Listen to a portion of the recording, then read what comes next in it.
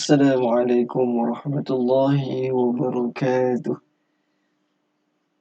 Alhamdulillahi rabbil alamin.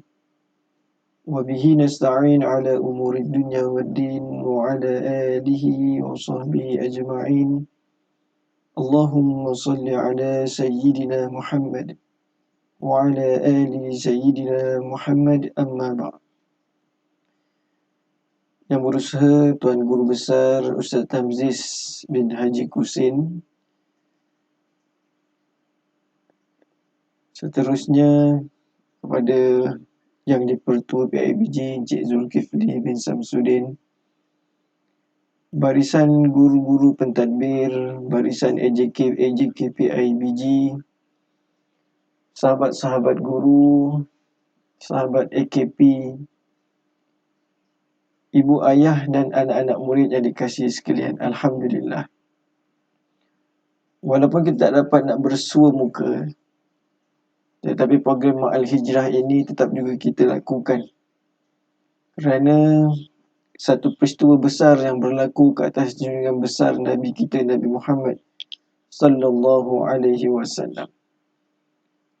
Pada hari ini insya-Allah secara ringkasnya sama-sama kita akan menelusuri dan menghayati apakah peristiwa Ma'al Hijrah itu. Yang pertama sekali, dalam segi bahasa, hijrah itu bermaksud berpindah. Berpindah. Daripada segi istilah adalah perpindahan Nabi dari kota Mekah ke kota Madinah. Hijrah ini seperti dalam yang disebutkan tadi adalah perpindahan. Kalau kita lihat gambar di sebelah kiri, perpindahan daripada sikap yang suka berfoya-foya dengan muzik, dengan kesibukan dunia, berhijrah pergi ke tempat yang mulia iaitu masjid, solat dan sebagainya. Itu juga merupakan hijrah, iaitu perpindahan daripada sifat yang tidak baik kepada sifat yang baik. Seterusnya, ini juga contoh hijrah. Mudah faham. Kita kalau lumba lari, anak-anak sekalian, kalau kita lumba lari daripada garisan pemula itu, sehinggalah kita berlari pergi ke garisan penamat, itu juga merupakan satu perpindahan tempat. Seterusnya, perlu kita perhatikan dan jangan kita salah dalam menafsirkan hari berlakunya hijrah Nabi sallallahu alaihi wasallam. Kerana apa? Hijrah Nabi ini berlaku pada bulan Rabiul Awal. Pada bulan Rabiul Awal 13, pada tahun ke-13 Nabi dilantik menjadi Rasul. Hijrah ini tidak berlaku pada bulan Muharram. Hari ini merupakan 1 Muharram. Hijrah Nabi berlaku bukan pada awal Muharram. Tetapi kenapa kita selalu mengingatkan ataupun kita selalu dengar ceramah berkaitan dengan hijrah Nabi ini pada bulan Muharram? Tak jadi masalah. Kita mengambil daripada perubahan tahun, daripada perpindahannya tahun 1442 Hijrah pergi kepada 1443 Hijrah.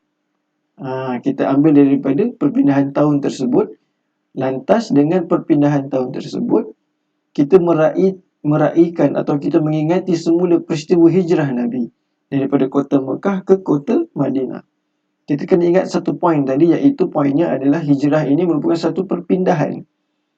Tetapi perpindahan yang kita hadapi sekarang ini adalah perpindahan tahun daripada 1442 Hijrah pergi kepada 1443 Hijrah. Manakala hijrah Nabi pula adalah perpindahan daripada kota Mekah ke kota Madinah.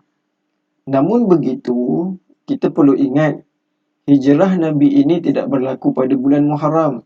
Ianya berlaku pada bulan Rabiul Awal. Berlaku pada Rabiul Awal. Ada ulama mengatakan 1 Rabiul Awal Nabi bertolak daripada kota Mekah dan tiba ke kota Madinah pada 13 Rabiul Awal. Apa nanti kita akan lihat. Cumanya kita nak ambil perhatian di sini, jangan kita salah anggap. Oh, bulan Muharram ni merupakan bulan hijrah Nabi. Tidak.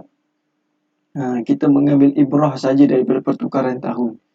Sama juga macam kita nak mengingati peristiwa Isra' Mi'raj. Isra' Mi'raj berlaku pada bulan Rejab. Kita sambut juga pada bulan Rejab. Nuzul Quran berlaku, peristiwa nuzul Quran pada bulan Ramadan. Kita sambut juga peristiwa nuzul Quran pada bulan Ramadan. Tetapi satu-satunya peristiwa hijrah ini kita tidak sambut pada bulan Rabiul Awal, tapi kita sambut pada bulan Muharram. Tapi tak jadi masalah. Tak jadi masalah, boleh. Yang penting kita mengingati peristiwa yang berlaku, lantas kita mengingati Nabi SAW. Okey, seterusnya.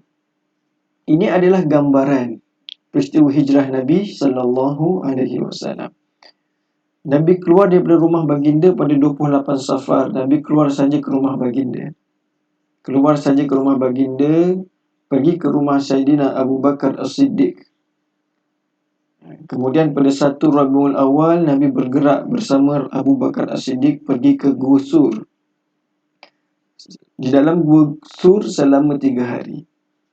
Nabi, yang kita nak ambil poinnya di sini adalah Nabi bermusyawarat dengan ketenteraan Islam. Nabi mengatakan bahawa kita tak boleh berhijrah secara beramai-ramai, bahaya. Jadi para sahabat Nabi telah pergi dahulu ke Madinah dan Nabi bersama Sayyidina Abu Bakar berdua sahaja bersama Abu Bakar berhijrah. Paling akhir sekali tentera-tentera yang lain semua dah pergi. Sahabat-sahabat Nabi semua dah pergi berhijrah. Tinggallah Nabi dengan Sayyidina Abu Bakar yang tinggal di kota Mekah untuk pergi ke hijrah ke kota Madinah. Siapakah yang membawa penunjuk jalan? Sebab Nabi tidak boleh mengikut jalan-jalan yang selalu dilalui. Daripada kota Mekah ke kota Madinah ni ada jalan highway, ada jalan yang selalu para pedagang, mana senang cerita yang selalu orang pergilah. Ada highway nak pergi, tapi Nabi tak boleh ikut jalan tu sebab dah ada banyak roadblock dah. Kaum-kaum musyrikin Quraisy, kaum-kaum munafik dah buat roadblock nak bunuh Nabi. Jadi Nabi perlu mengikut jalan-jalan yang tidak selalu, jalan-jalan kecil. Jadi Nabi SAW mengambil keputusan untuk mengupah Abdullah bin Uraikid ini. Siapakah Abdullah bin Uraikid ni? Abdullah bin Uraikid ini adalah seorang musyrikin Quraisy, musyrikin Mekah, bukan seorang Islam. Maknanya di sini kita juga boleh mengambil perkhidmatan daripada orang yang bukan Islam jika orang yang bukan Islam itu merupakan ahlinya. Contoh dalam perubatan. Kalau perubatan itu kita tak ada kepakaran, yang ada kepakarannya orang bukan beragama Islam, kita boleh ambil pendapat daripada orang yang bukan Islam. Seperti juga sama yang berlaku dalam peristiwa hijrah ini. Perjalanan Nabi itu Nabi mengikut tunjuk-tunjuk ataupun jalan-jalan yang ditunjukkan oleh Abdullah bin Uraikid. Abdullah bin Uraikid ni sebagai driver lah, senang ceritanya. Dia pakar dalam bidang perjalanan, nak kaji tanah sebagaimana supaya tak dapat dijejaki oleh orang-orang kafir Quraisy. Tiba di Gua Hira bersama Sayyidina Abu Bakar berdua. Dalam peristiwa dia dalam gua itulah banyak perkara yang berlaku. Seterusnya setelah itu Nabi keluar daripada Gua Hira tersebut, daripada Gua Sur tersebut, dan tibanya di Quba. Tiba di Quba ini, Nabi pertama sekali Nabi bangunkan masjid yang dinamakan Masjid Quba sampai 8 Rabiul Awal. Tiba dah siap bina masjid di Quba, Nabi teruskan perjalanan ke kota Yathrib ataupun dinamakan kota Madinah Al-Munawwarah. Tibanya saja pada 12 Rabiul Awal tahun ke-13 kerasulan pada hari Isnin. Ustaz ulang semula, peristiwa hijrah Nabi ini berlaku dalam masa yang panjang, dalam masa 2 minggu. Ada para ulama membahaskan 10 hari. 10 hari Nabi daripada kota Mekah ke kota Madinah itu mengambil masa 10 hari hijrah Nabi ini.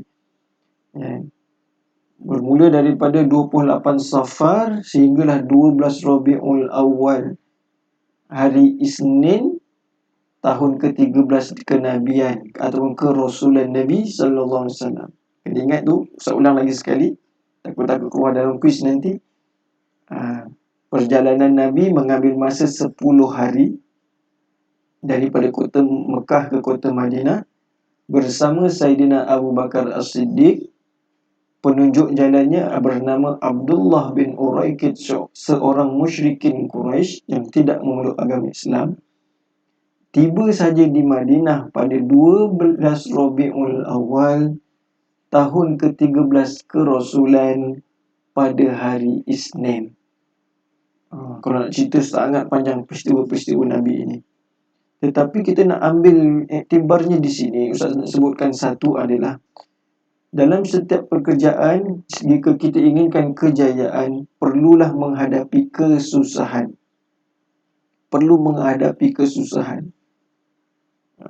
Itu yang pertama. Yang kedua, perlukan strategi.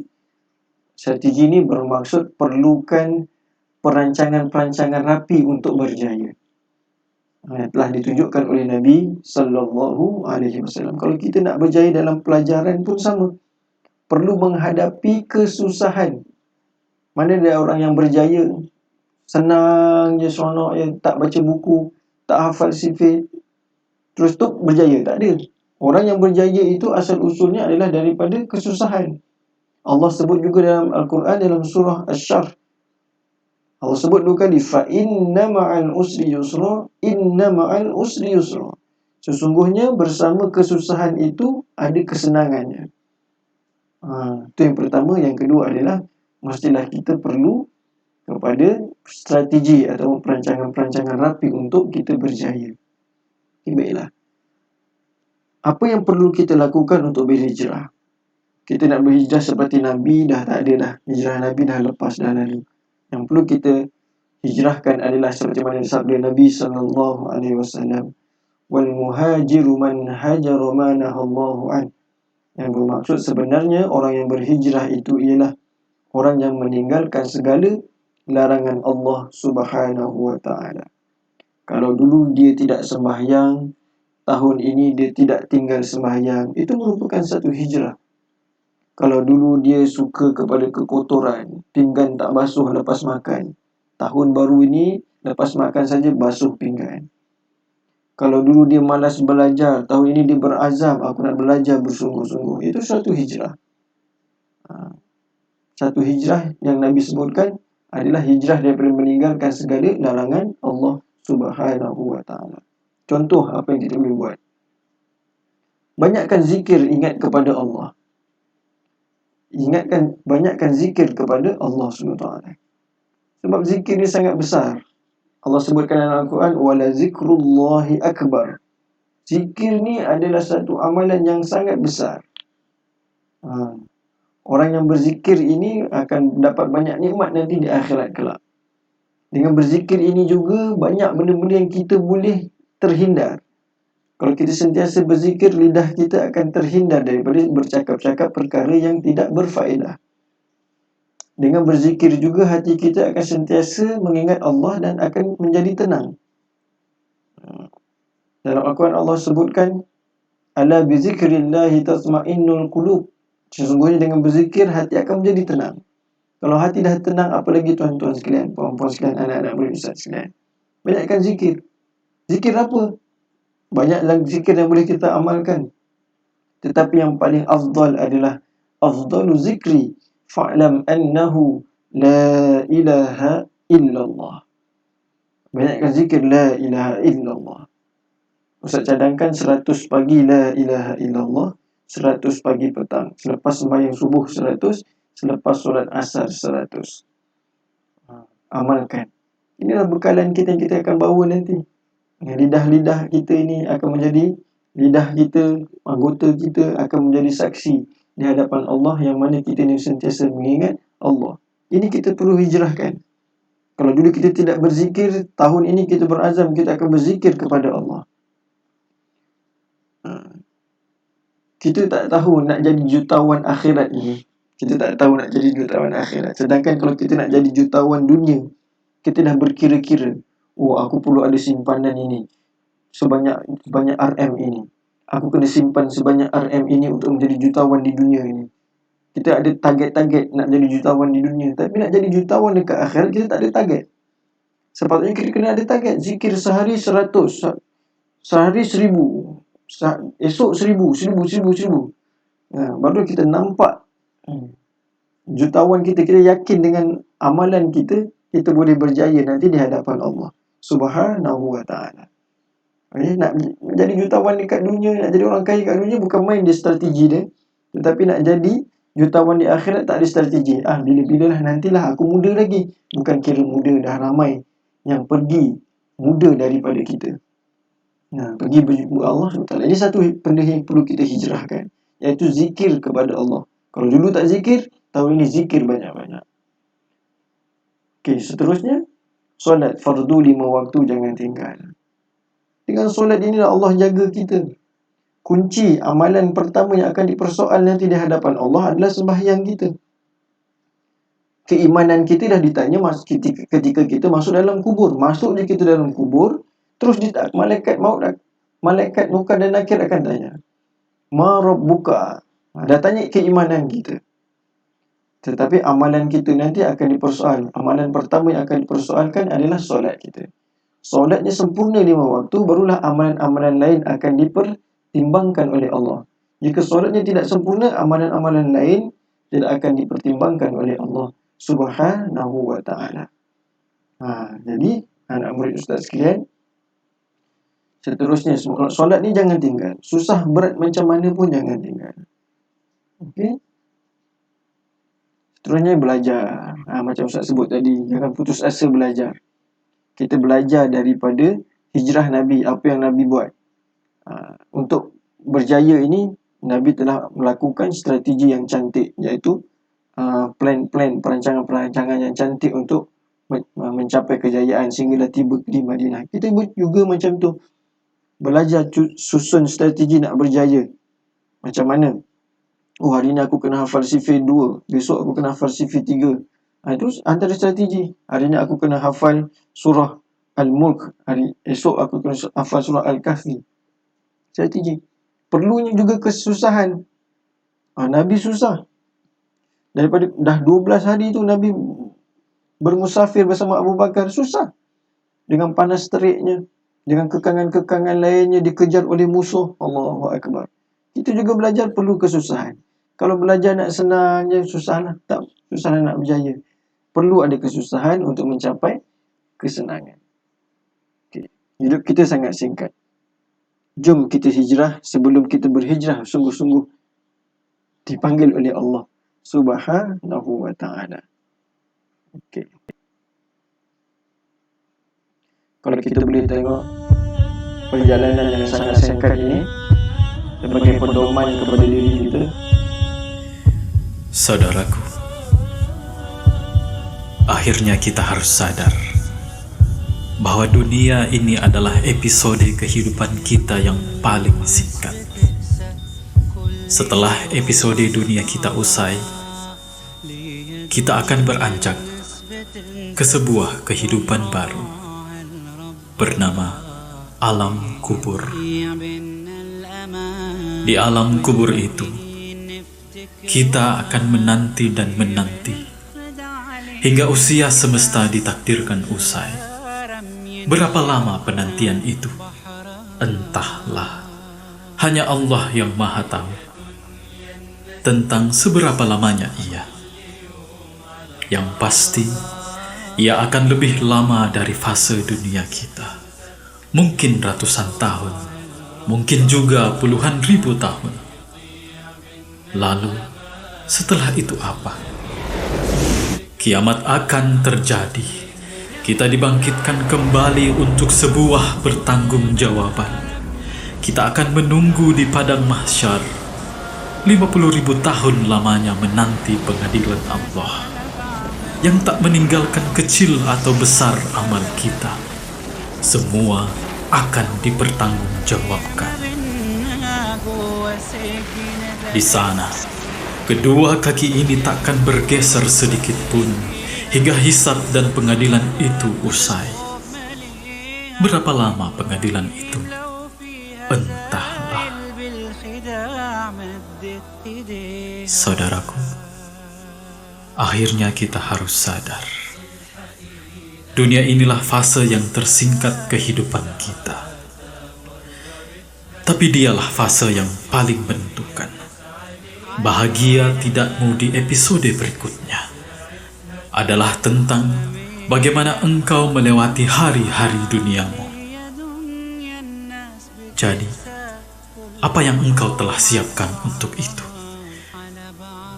Jika gelap kubur memeluk jasadmu yang lemah, jika malaikat mencecarmu dengan tanya, jika engkau sendiri di kelam barzah tanpa siapa, apa yang akan kau lakukan? Taubat tak lagi berguna, sujud tak lagi berdaya, istighfar tak lagi bisa terlantun. Bergegaslah bersimpuh, menangislah dalam pertaubatanmu, karena tidak lagi ada waktu yang cukup. Mungkin esok perjalananmu berakhir di sini, di dunia yang rapuh ini.